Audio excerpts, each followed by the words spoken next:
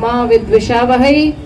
वेद की इस प्रार्थना के साथ मैं अपना उद्बोधन प्रारंभ करने का तात्पर्य आपको समझाऊं। इस मंत्र का अर्थ है कि हम सब भारत के वासी हैं। हम सब एक साथ मिलकर एक भावना के साथ भोजन करें, एक साथ खेलें कूदें बढ़ें, और हम सबकी बुद्धि में कभी भी द्वेष की भावना न आए।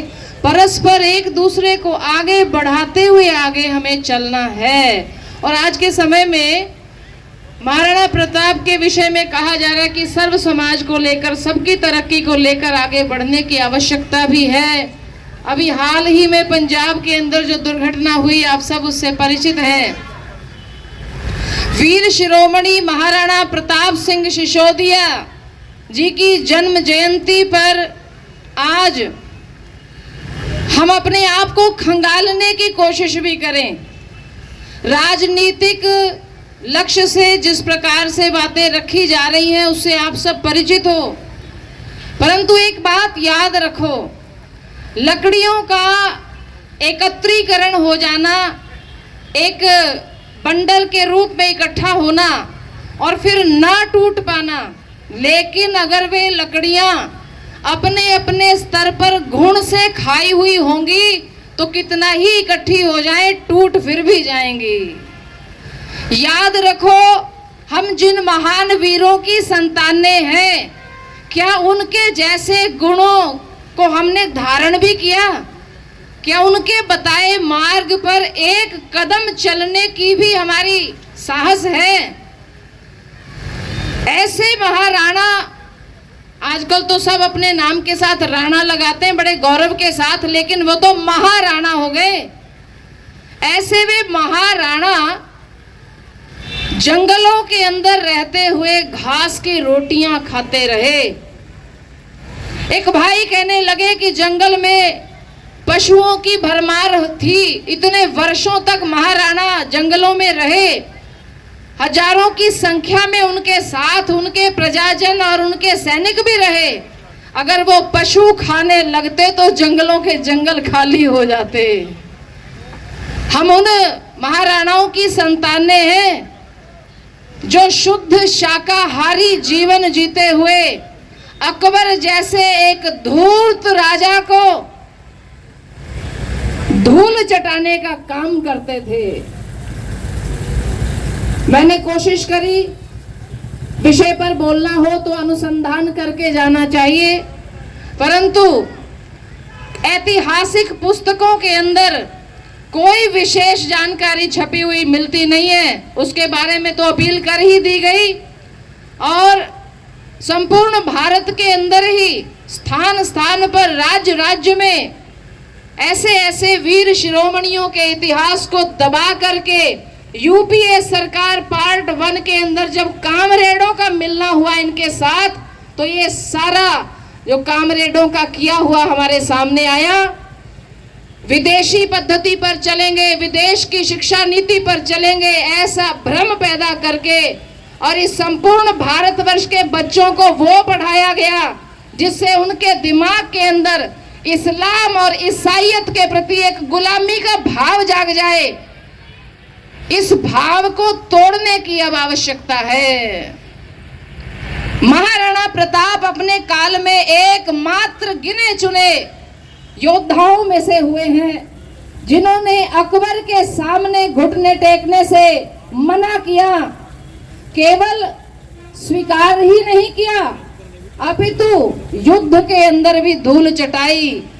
हल्दी घाटी का समर लड़ा, हे मैया ऐसा लाल कहां। कुछ लोक गीतों में इतिहास फिर भी सुरक्षित है। वो चेतक सा असवार कहां, वो एक लिंग दीवान कहां, वो महाराणा प्रताप कहां। ये सारी बात मैं आपको इसलिए बता रही हूं कि महाराणा प्रताप के सामने जब शर्त रखी गई कि आधा राज्य ले लो, आधा देश ले लो, लेकिन तुम जो है हमारे साथ मिल जाओ, उस समय महाराणा प्रताप का जो कथन था वह बड़ा महत्वपूर्ण है। महाराणा प्रताप कहते हैं कि यदि मैं राजा हूं, यदि मेरा कोई राज्य हो तो वो तो मैं तुम्हें समर्पित करूं। सच्चाई ये है मेरे भाई कि मेरा कोई राज्य नहीं है, मैं कहीं का राजा नहीं हूं। तो कहा कि आप मेवाड़ के क्या हो? कहा मैं मेवाड़ का दीवान हूं। जरा याद करो, मेवाड़ी राजपूती राजाओं ने स्वयं को कभी राजा स्वीकार नहीं किया। मेवाड़ का राजा यदि कोई है, याद करो, कान खोलकर सुन लो, महाराणा प्रताप अपने आप को राजा नहीं, वो अपने आप को मंत्री कहते हैं, अपने आप को दीवान कहते हैं, अपने आप को नौकर बताते हैं। किसका नौकर हूं? किसकी आज्ञा से मैं राजकार्य चलाता हूं? तो नाम आता है उस समय श्री एकलिंग महादेव की जय। हल्दी घाटी के चित्तौड़ के उस क्षेत्र के अंदर भगवान भोलेनाथ स्वयंभू रूप से प्रकट हुए और स्वयंभू रूप से प्रकट होकर के चतुर्भुजी भगवान एकलिंग महादेव दर्शन देकर के स्वयं वहां पर कहा है कि मैं यहाँ का अधिष्ठात्री देव हूं। इसलिए चित्तौड़ के राजाओं ने धर्म को आगे रखा है। वही राजा देश को चला सकता है जो राजा धर्म को आगे रखकर चलता है। भगवान श्री राम से लेकर कृष्ण तक किसी के भी राज दरबार की कल्पना करके देख लो, राजा के दरबार में गुरु की गद्दी का होना अनिवार्य है। धर्म के बिना राज्य जो चलाएगा वह राज्य धीरे धीरे विनाश को प्राप्त हो जाएगा। हमें धर्म निरपेक्षता के नाम पर ये कांग्रेसी सरकारों ने जो कुछ परोसा है वो समझ लो कि हमारे साथ बहुत बड़ा धोखा और छल किया गया। धर्म निरपेक्ष समाज जब हो जाता है तो वो समाज मनुष्यों का नहीं रहता, वह पशुओं का समाज हो जाता है। मारो और खाओ, लूटो और अपना घर भरो, ये नीति है धर्म निरपेक्षता की। मनुष्य कभी धर्म निरपेक्ष होकर जी नहीं सकता, सुखी रह नहीं सकता। धर्म सापेक्षता जरूरी है। धर्म की उपेक्षा करके ही धर्म निरपेक्ष बनते हो। महाराणा प्रताप ने जिस राज्य को चलाया है उस राज्य के अंदर भोग से ज्यादा समर्पण और त्याग की भावना भरी हुई है। हार स्वीकार नहीं करी। हार और जीत का फैसला ज्यादा जरूरी नहीं था।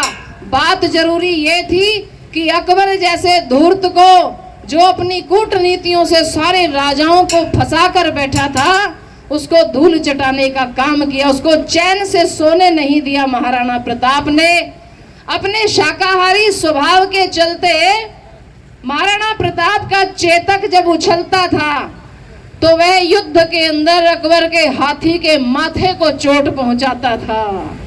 ऐसा वो वीर चेतक, ऐसे वे वीर महाराणा, कम से कम हम इतना तो उनके कदमों पर चलें। केवल गुणगान गाने से संततियां महान नहीं हुआ करती।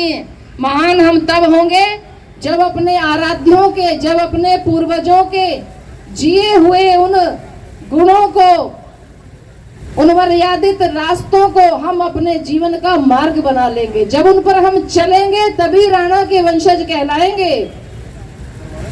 आज भारत के अंदर जिस प्रकार से मांसाहार, मदिरा सेवन, मांस और शराब के नशे में धत रहने वाले, धुत रहने वाले, शादियों और विवाहों के अंदर पंडाल सजाने वाले, किस मुंह से कहते हो कि महाराणा की औलादे हो? किस मुख से कह पाओगे? बाहर निकलो। जब तक अपने अंदर शाकाहारी और धर्म के प्रति समर्पण को जगाओगे नहीं। महाराणा के अंदर वीरता थी तो उनके एकलिंग महादेव की वीरता थी, भगवान के प्रति समर्पण की वीरता थी। वह वीरता मांसाहार की नहीं थी। वो नशा जो था राष्ट्र की रक्षा करने का, तो फिर भामा शाह जैसे उन्हें अपनी सारी संपत्ति दान करके और खुद सन्यासी हो गए। ऐसे मार्ग पर हमें चलना चाहिए कि जिसको देख करके बाकी समाज भी प्रेरित हो। ऐसा देखा जाता था पूर्व के काल में कि ब्राह्मणों के त्याग से प्रेरित होकर के सर्व समाज उनकी इज्जत करता था, उनके पीछे चलता था, पुरोहित कहा जाता था। परंतु महाराणा ने वो पद्धति ऐसी मोड़ी कि एक राणा, एक राजपूत राजा के पीछे चल करके और बणिक समाज ने अपना सर्वस्व दान करके सन्यास को ही ग्रहण कर लिया और कहा, हे महाराणा, आप भी वास्तव में एक सन्यासी ही हो। जंगलों में रहते हुए धर्म की रक्षा, राष्ट्र की रक्षा, राष्ट्र को झुकने नहीं देना, और राष्ट्र झुकने नहीं देना का अर्थ होता है कि राष्ट्र के धर्म को झुकने नहीं देना। इसलिए याद रखो, जीवन के अंदर धर्म बचेगा तभी राष्ट्र बचेगा। मैं इन्हीं शब्दों के साथ अपनी वाणी को देती हूँ विराम। हरि ओम तत्सत।